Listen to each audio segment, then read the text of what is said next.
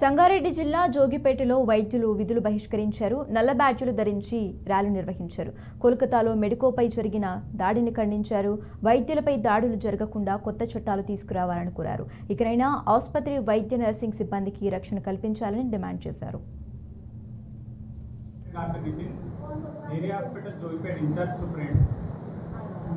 ఈరోజు మన కోల్కతాలో జరిగిన ఆర్జికర్ మెడికల్ కాలేజ్లో జరిగిన అత్యాచారం హత్య గురించి దాన్ని తీవ్రంగా ఖండిస్తున్నాము.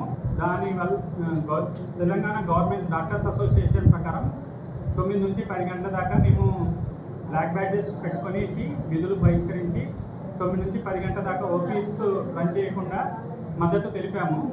10 గంటల నుంచి ఓపీ స్టార్ట్ చేశాము. ఇంకా ఇది అత్యాచారం హత్య అయితే ఏదో ఉందో చాలా తీవ్రమైన చర్య అండి ఇది. దీనికి మాకు గవర్నమెంట్ డాక్టర్స్ అసోసియేషన్ ప్రకారం మేము సపోర్ట్ చేస్తున్నాము, కంప్లీట్గా సపోర్ట్ చేస్తున్నాము.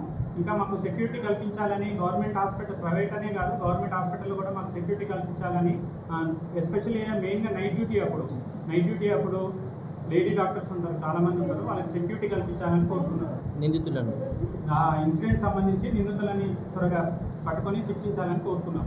నా పేరు doctor Nitin, area hospital Jogipet in charge superintendent.